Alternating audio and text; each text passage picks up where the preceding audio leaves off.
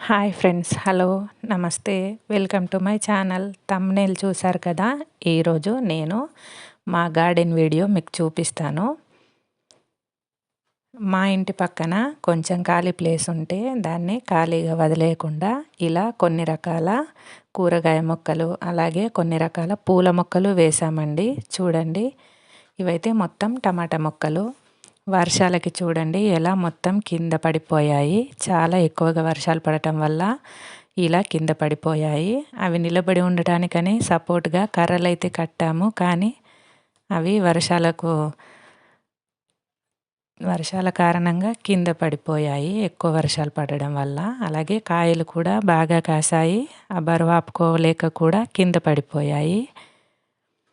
అలాగే ఇవైతే కనకాంబరం మొక్కలు. కనకాంబరం పూలైతే తలలో పెట్టుకోవడానికి చాలా బాగుంటాయి. కొన్ని కనకాంబరం మొక్కలు కూడా వేసాము. అలాగే ఈ చెట్లు సీతాఫలాలు కాసే చెట్లు. సీతాఫలాల చెట్లు అయితే చాలా ఉన్నాయి మా ఇంటి దగ్గర. ఒక 10 వరకు చెట్లు ఉన్నాయి. ఈ వీడియో మొత్తం చూడండి. ఎన్ని రకాల పండ్ల మొక్కలు, పూల మొక్కలు ఉన్నాయో మీకే తెలుస్తుంది. అలాగే చుట్టూతా ఇలా పూల మొక్కలు కూడా వేసాము. ఎందుకంటే ఇవి కూరగాయ మొక్కలు ఆర్గానిక్గా పండిస్తాము, ఎలాంటి పురుగు మందులు కూడా వాడము. ఎందుకంటే ఇంట్లోకి తినడానికి కదా. అందుకే ఇలా చుట్టూతా పూల మొక్కలు ఉంటే పురుగులన్నీ వీటిపైనే వస్తాయి, కూరగాయల్లోకి రావు. అందుకనే ఇలా చుట్టూతా పూల మొక్కలు వేసుకోవాలి ఏవైనా కూరగాయలు పండించినప్పుడు. ఇక ఈ ఎర్రటి పూలైతే ఇవి బతుకమ్మ కోసం. బతుకమ్మ అయిపోయాక తీసేసాం, కానీ ఆ ఒక్క చెట్టు అయితే మిగిలిపోయింది. ఇక ఈ పూలైతే రోజు పూజలో వాడుకోవడానికి, పూజకు దేవుళ్ళకు పెట్టడానికి యూజ్ చేస్తాము. ఇక్కడ కూడా ఇంకో సీతాఫల చెట్టు ఉంది.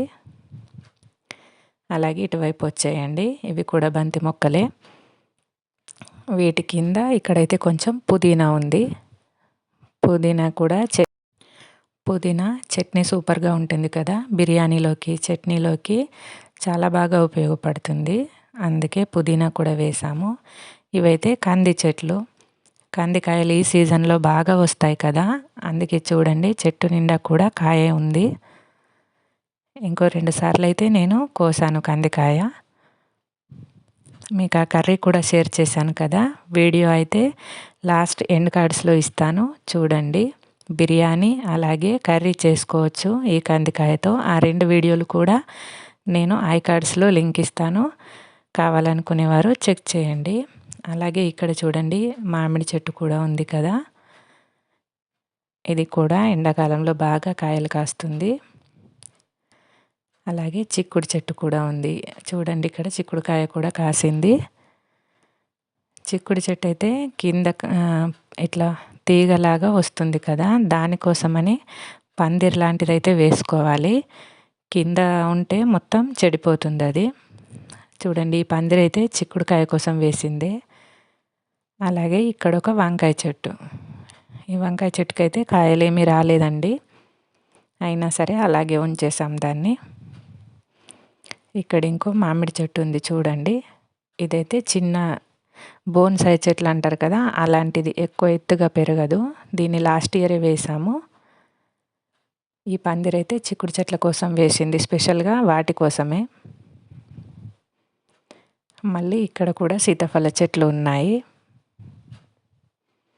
ఈ చుట్టూతా బంతి మొక్కలు పెట్టుకోవడం వల్ల ఏదైనా పురుగులు వచ్చినా కూరగాయల్లోనికి రాకుండా పూల మీదే వాలిపోతాయి. అందుకనే ఇలా చుట్టూతా బంతి మొక్కలు అయితే వేసుకోవాలి.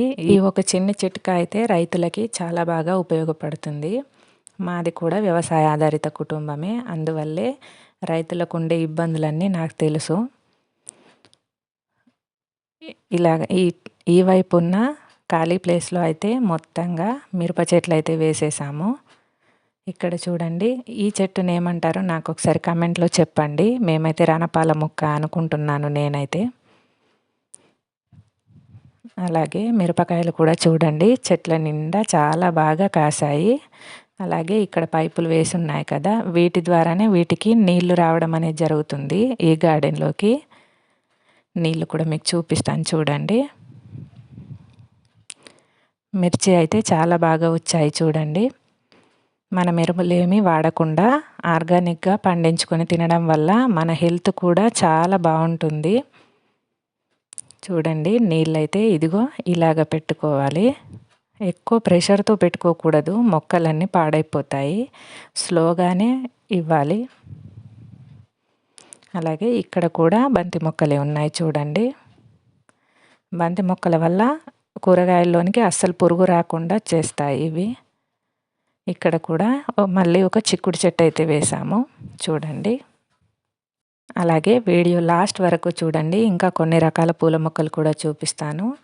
అలాగే మీరు నా ఛానల్ని ఫస్ట్ టైం చూస్తున్నట్టయితే ప్లీజ్ సబ్స్క్రైబ్ చేయండి. అలాగే నా వీడియోకి ఒక లైక్ కూడా ఇవ్వండి.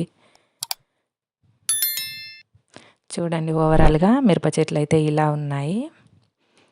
ఇక్కడ చూడండి ఇవైతే పప్పాయ చెట్లు. మా ఇల్లు తర్వాత మొత్తం పొలమే ఉంటుంది వేరే వాళ్ళది, అదే మీకు చూపిస్తున్నాను. ఇక్కడ 2 పపాయ చెట్లు ఉన్నాయి కదా, ఇవైతే వాళ్ళవే, ఆ పొలానికి సంబంధించిన వాళ్ళవే, మా తోటలోనివి కాదు. నాకెందుకు అవి చూపించాలనిపించి వీడియో షూట్ చేశాను. పపాయ చెట్లు కూడా చాలా బాగున్నాయి కదా. పండ్లు కానీ కూరగాయలు కానీ మన ఇంటి దగ్గర పండించుకొని తింటే వాటి సాటిస్ఫాక్షన్ వేరేగా ఉంటుంది కదా. ఇక్కడైతే బోర్ అయితే ఉంది, దీనివల్లనే నీళ్ళు అనేవి ఆ గార్డెన్లోకి వస్తాయి. ఇక్కడైతే చూడండి ఇది కరివేపాకు చెట్టు.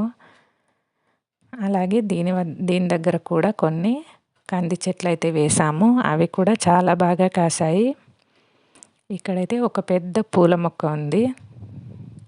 ఇవి కూడా పూజకు వాడడానికే పూలు. ఇలా ఇంటి చుట్టూ గ్రీనరీగా ఉంటే మనకు చూడడానికి కూడా చాలా బాగుంటుంది కదా. అలాగే ఇప్పుడు ఇక్కడ ఇంకో చిక్కుడు చెట్టు కూడా వేసాం చూడండి, అలా తెల్లగా పూతలాగా కనిపిస్తుంది కదా, అదైతే చిక్కుడు చెట్టు. ఇక ఇటువైపు వస్తే ఇటు కూడా కొన్ని రకాల పూల మొక్కలు ఉన్నాయి. అలాగే ఇదైతే తోటలోకి వెళ్ళే దారి మీకు చూపిస్తున్నాను. మళ్ళీ ఇటువైపు వచ్చేసరికి ఇక్కడ కొన్ని గులాబీ మొక్కలు ఉన్నాయి.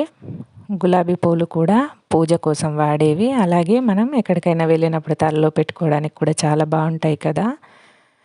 చూడండి గులాబీ మొక్క ఎంత బాగా పూసిందో. ఇదైతే సపోటా చెట్టు. ఇది కూడా లాస్ట్ ఇయరే వేసాము, ఇంకా కాయలేమి రాలేదు దీనికి.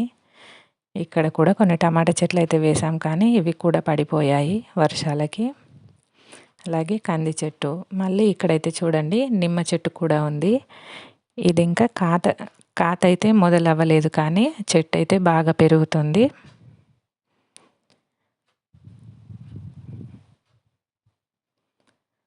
ఓకే ఫ్రెండ్స్, నా గార్డెన్ ఎలా ఉందో కింద కమెంట్ బాక్స్లో తెలియజేయండి.